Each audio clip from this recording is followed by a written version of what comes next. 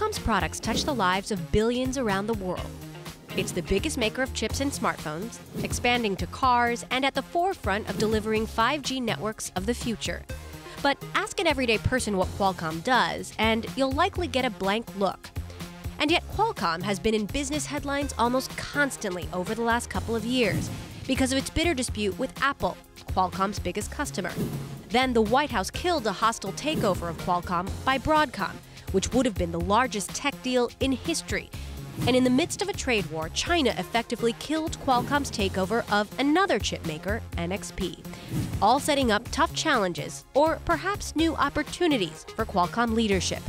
Joining me today on Bloomberg Studio 1.0, Qualcomm CEO Steve Mollenkopf. Steve, thanks for being here. Happy to be here. You made it, being I here. did. I know you have a few things going on. You're in bitter lawsuits with Apple around the world. You fended off a hostile takeover of your company. You had a failed deal this past year. What'd I miss? Well, you haven't missed anything. I mean, it's been interesting. I would say that we are at the center of a lot of key technology, which tends to make us both interesting from a partner point of view. We don't tend to do anything small. It tends to be. But it also, when I look at it, I say this year, if anything, proved kind of the importance of the technologies that we work on. So would you have taken the job if you'd known all the complex situations you'd be dealing with? Yeah, I mean, look, if I've been at the company for about 24 years, a little bit over 24 years. When I became CEO, it was very clear that we knew what are we going to do next.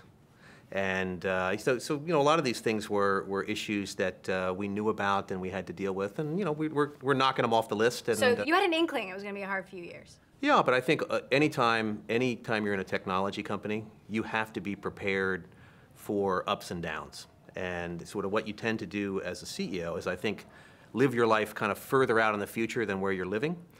Because you're betting on big technology moves. You're always going to be an optimist.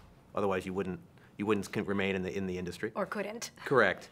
And then you just know you have to work through some near-term issues to get to these long-term big changes. So how have you evolved as a leader the last few years? I know you told the New York Times you're very tolerant of uncertainty. I'm very tolerant of it. I think you have to be. But I think it's been interesting to have the ability to lead the company through these periods of time. If you look at the public, what people think about what goes on in the company, majority of the company is focused on products, focused on driving 5G. And that tends to be the job of the senior group, and certainly the job of the CEO, is to remove the other things so that the majority of the company can work on those things that really drive the long-term value. And you certainly know what that is like. You've been working at Qualcomm for 24 years. You started off as an engineer. Yep. Bring me back to the early days and just how different the world was, technology-wise, then. Yeah, so when I started at Qualcomm, this was before digital cellular. People would refer to calling people, if you called somebody, you were calling a place, you were calling a home. And then we had this belief that not only would you eventually call people, so the concept of having your own personal number, but we said, hey, you're going to put a computer in your pocket, and that's going to have tremendous ramifications, not only for cellular, but also for industry. And we participated in every step, whether it was getting digital cellular to come out, getting people to transition to LTE, getting the technologies small enough and lower power, have the low enough power so that you could put a computer in your pocket. Then on top of it, the great thing, the part that we think 5G represents, is the ability for these same technologies, or the cellular roadmap, the low power processing, the AI at the edge of the internet, the connectivity, that's now going to disrupt almost every other industry. And so for us, it's probably the widest funnel that we've had of opportunity in the history of the company. Do you think people don't appreciate the technology that goes into their phones? I think the average consumer doesn't realize how much technology investment is required in order to make these ecosystems. And when I say ecosystem, what I'm referring to is what Qualcomm tends to do is we want to make sure that we're creating the technologies for business, let's say 8 years from now. And we're trying to create the technology for a company that hasn't even been born yet.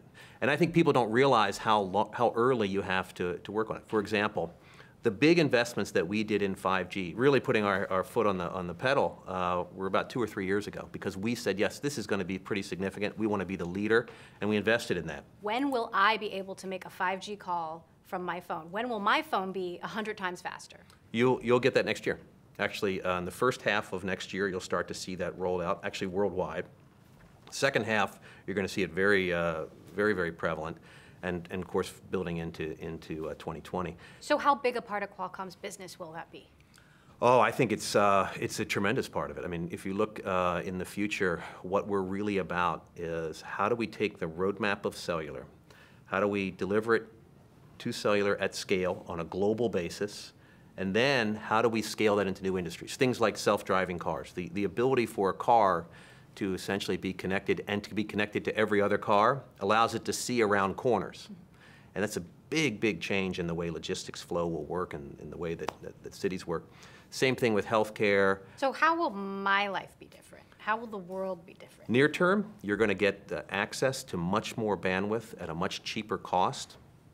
And the number of companies that can provide you service at a very, very high rate, meaning equivalent to what you get on your wired internet at home, be available, number one, in your home, but also outside of your home, they're going to go up by a lot. You're going to see some competition probably between the cable companies, the traditional people that provide you wired internet service, and the wireless companies.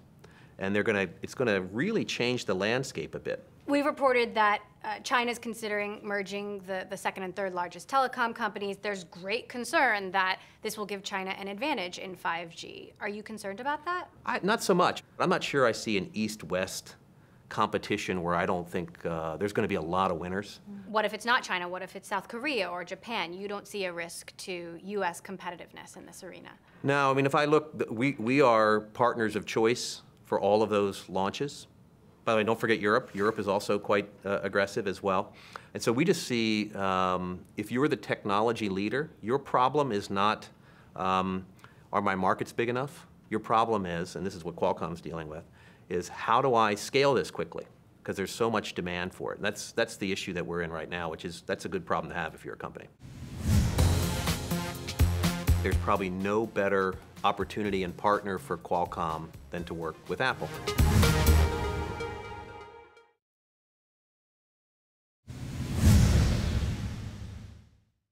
Qualcomm is a company that touches the lives of billions of people. You've been in most iPhones, for example, up to this point. Right. And yet a lot of people don't even know what Qualcomm is. Does that bother you? No. I think it's actually, again, I think it's part of our success. Our job is to make the technology available to people. We purposely stay behind their brand because what we want to do is be a great partner to enable them to be successful, and we don't pick favorites. So let's talk about Apple. For a long time, this was your biggest customer, and now they're your biggest nemesis. How would you describe your relationship status with Apple today? We have a dispute over the price of IP. We think that's moving now into a period of time where our strategy is unfolding, and the environment is such that I think you're in a position where a deal could get done. At the same time, I think there's probably no better opportunity and partner for Qualcomm than to work with Apple. It makes sense that the technology leader in mobile should be partnered with the product leader in mobile. And those things tend to work out. But the way that we think about the business is eventually you get the disputes figured out and you move on into a different period. So you believe Apple will remain a customer? I think so. I mean, if you look, I always believe that if you have leadership technology, that your roadmap will eventually dominate the business relationship between companies. And I think that there's no reason why that shouldn't be the case here. That said, you are taking on the world's most valuable company. They've stopped putting your chips in their phones. They say the patents that they're paying you for are invalid. How does something so bitter get resolved favorably for Qualcomm? Well, I think bitter is maybe the wrong term. I mean, we've had disputes with licensees in the past as well over the price of IP. It's really no different than that here. It's just bigger companies. And remember, we're both big companies. They're obviously a very large company, but we're not a small company, really, in terms of being able to execute the strategy that we have. But those things will get resolved. I mean, I think sometimes they get resolved on the courtroom steps. Sometimes they don't We don't know which way it's going to go here, but the strategy is playing forward kind of the way that we always thought. That said, there are critics that say Qualcomm isn't articulating its side of the IP story well enough, and that your licensing business could be dead in the water. What's your response to that?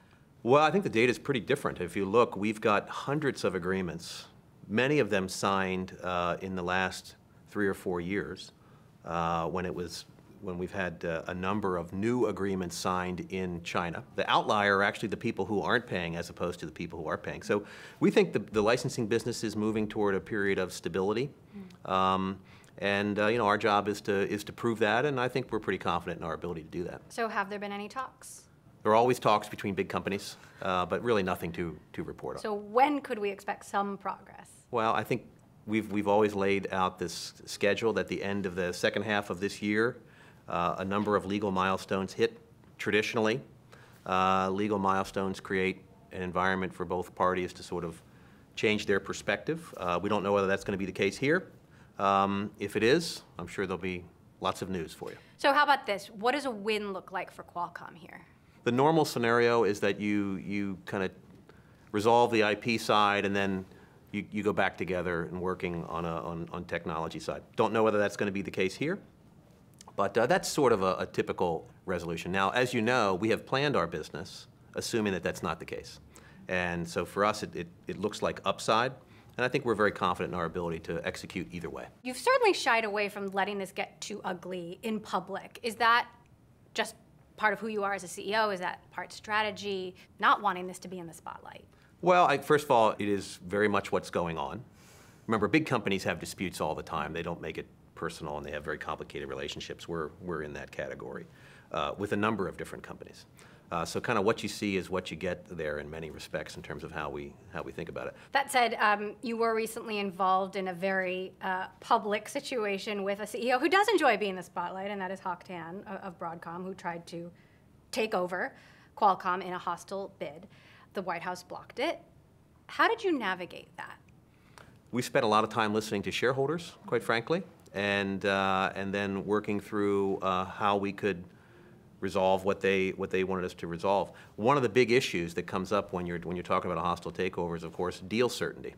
And I think in this case, it was proven that our board, I think we're pretty smart and I think circumspect to take sort of a cautious view on that. And then ultimately it ended up that in preparation for 5G, the U.S. government did what it did. But I think today it'd be very difficult to be in any type of big merger that requires approval either in the United States or in China. Just the political environment is quite difficult. And I think one of the things we were able to do is, I think, navigate that environment as a company and sort of remove that uncertainty away from our shareholder base. And we're pleased as to how the stock has been performing after we've done that. And of course, we've done all the things that we said we're going to do, and we're going to continue to do those things. For you as a CEO, what was the sort of range of emotions you went through when you found out that that was not going to happen? Was there like victory, relief? Well, I don't think you really know how to react. It's unprecedented, and there's no playbook. I mean, when something like that happens, and so but luckily the law kind of tells you what you need to do here. So we did that, and then we moved forward. And I think really our whole mentality now is that that's behind us. Now the real focus on the company is 5G ramp, and then how do we resolve the Apple dispute. Now, part of the reason the deal was blocked is because the administration and the president saw a national security threat. Do you think that threat is real? If you look worldwide, Qualcomm is a leader in 5G, and I think they wanted to make sure that that maintained. But quite frankly, I'm not sure anybody really understands everything that happened there. Then there was the flip side, and Qualcomm tried to buy NXP, $44 billion bid. You waited 2 years for approval. This as trade tensions continue to escalate. The Chinese government never said no. They just let the deadline lapse, and the deal was effectively dead. How big a blow was that? You know, it was, we kind of moved beyond it. I think we've been very, we were very clear. In fact, I was very clear in terms of what we were going to do, and it played out not the way we wanted originally. But I think we moved beyond it and did the right thing as a company. Now, there's really no dramatic change, at least our evaluation, anybody's evaluation, of the M&A actionability between, in China. between now and probably since the end, till the end of the midterm elections in the United States, so in November timeframe. So what we decided to do was remove the uncertainty for our shareholders, remove the uncertainty for both companies, and move on. And you know, it's proven to be the right decision, at least for us. That said, the Chinese government has sort of left the door open and doesn't seem to want to take responsibility for ending the possibility of this deal happening. Do you think it could still happen? No, I mean, we have, the merger agreement has been terminated by both sides, and so it's not happening. But I would just remind you, I think it was actually handled pretty skillfully by all parties. I mean, we feel that our relationship with China is as strong as it ever was. It never became about Qualcomm versus China or the other way around. What it really was is we had bad timing in terms of showing up in the middle of a large geopolitical issue. Sometimes those things happen, and you have to decide to move on, and that's what we did. Given the business that Qualcomm does around the world, do you think a trade war is good or bad for the United States? And is it good or bad for Qualcomm? Well, I would say any time that there's an issue like this, I think any industry would tell you they prefer to have it resolved. We're somewhat insulated, or we don't have as much impact of tariffs that other people would have. But that being said, we always like to have a stable environment between China and the United States, and we think we'll get to that point, and our business will be strong either way. Could the moves the president is making lead Chinese handset manufacturers to make their own chips? That's not what we're seeing. What we're seeing is actually that the big trend in China is that the Chinese manufacturers want to be global players. Anytime there's a technology transition, people try to exploit that and go internationally. That brings them closer to Qualcomm versus farther away. There's been some turnover on the board since the Broadcom saga. What is the mandate to you from the board? Drive 5G, resolve the few remaining license disputes, and to really take advantage of this opportunity that's coming along with everything being connected. And we've had a lot of turnover in the board, and I think moving it in a direction which I think is quite healthy, and you know, looking forward to driving that mandate. You're going to see a tremendous amount of excitement in the mobile space just from the launch of 5G.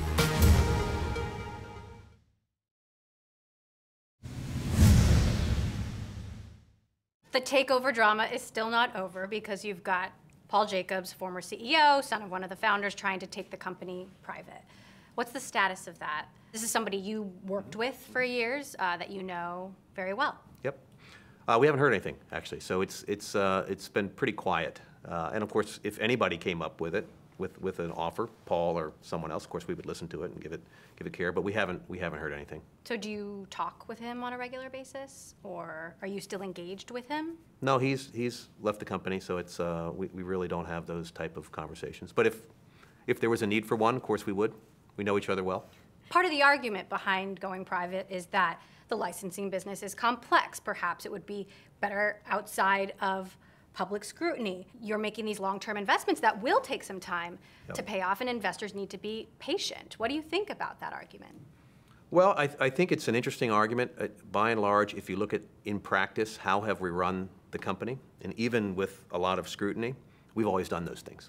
So it's not clear to me that there is an advantage one way or the other. You're kind of comparing against something that we haven't seen, so it's hard for me to say. So do you think being private could be equally advantageous to being public? Well, it always just depends on what the details are. I mean, if you look, we're a pretty large company, and in order to do that, you know, that type of deal, you would take on a lot of leverage. That doesn't open up strategic flexibility. It probably constrains it. So when will we see Qualcomm returning to the sort of double-digit quarterly growth that made this company so popular with investors? Well, I think near term, we're really focused on two trends that I think help that. One is the stabilization of the Apple relationship, one way or the other, and of course the growth of 5G. Both of them, we think, provide great output. What if Apple doesn't go your way? I mean, is that something that keeps you up at night? Of course, it's something that we worry about, but we tend to manage that worldwide. We have hundreds of agreements that actually establish the value. So we feel once we have an opportunity to get in the right forum to do that, if we have to go that far, we'll be able to prevail. So let's talk about new markets and where you see Qualcomm progressing. Famously, Intel struggled for years to get into mobile and never quite figured it out. And so you can work for a long time on some of these technologies and then realize it's not going to be something that you dominate in. Qualcomm already gave up on servers, for example. What about your efforts in PCs, cars, drones? I look at all of them and I think they're pretty interesting. When I think of the business, I think of two things. I think of, are we developing technologies that have international demand, and can we scale them into the markets that want them? And today, our real focus is on the scaling. The demand is there, and we're starting to see early examples of new customers taking new products. Giving you a sense, I think we have 9,000 new customers today that we didn't have before, and I think that's up 20x in the last 4 years. So what does Qualcomm look like in 2020? Well, I think you're going to see a lot of 5G. You're going to see more focus on the areas outside of mobile. But I'll be honest with you, I think you're going to see a tremendous amount of excitement in the mobile space just from the launch of 5G. It is very disruptive in terms of the business models of carriers, how much bandwidth they get, and their ability to move it forward. It's going to be an exciting time, we think. Will Qualcomm still be an independent company? Well, I think it's too far in the future. I think what is very clear is that any way we can drive value, we'll look at it. But we have a great position to be in from a technology perspective, for sure. When do you think business is going to return to normal for Qualcomm, for you? I don't think it ever returns to normal. If I look back at the 24 years of being in the company, we've never really had a super stable spot. There were always times when people said Qualcomm was going to disappear tomorrow. You'll never be good at this technology, never be good at that technology. I had the fortunate opportunity to work on a lot of those projects that actually proved those things wrong, meaning that we were able to do all the things that people said. So I don't know if we're ever going to be in a super stable position, but we're certainly going to be in more stable position than we've been over the last several years. So what is something you know now, today, as a CEO in 2018, that you didn't know when you took this job 4 years ago? What is something that you've learned? You've always got to figure out what you want to do, make sure that you spend the time on it, because if you don't spend time on it, it's not going to get done, which is a very basic thing. It's hard to do in practice. Don't you have your people to do those things? But what happens is, particularly if you grew up in the organization, it's very easy to do things that the organization will work on whatever it is you want to work on. You just have to make sure that you're working on those things that only you can work on. And I've learned that over the last, let's say, 4 years, and it's certainly true when you go through a period of tremendous scrutiny or big changes. There are certain things, just by the nature of the org structure, the CEO has to make this call or have conviction on this particular topic. I've learned that you've got to set time aside to make sure you know where you are on it. What is your game plan as a CEO and a manager over the next few years, knowing you've got a lot more uncertainty coming your way and that you have to be nimble as a CEO? Well, I think the first thing we do is we just acknowledge that there's always going to be uncertainty in the business. And so for us, the way that we mitigate that is make sure that you have technology that people want. And if you have that, you can kind of solve everything else. So first and foremost, that's what we do. And by the way, we've had to make those calls. For example, the big call for 5G we made several years ago in the middle of all of this, uncertainty. This will not be the last call that we have to make. I mean, the technology roadmap will continue. We got to make sure that we're the leaders moving forward, and we'll continue to do that. That actually is the fun part of the business, and we're looking forward to it. Steve Mollenkopf, CEO of Qualcomm, thank you so much for joining us. It's been really great to have you here on the show in the middle of all you got going on. I appreciate it. Thank you.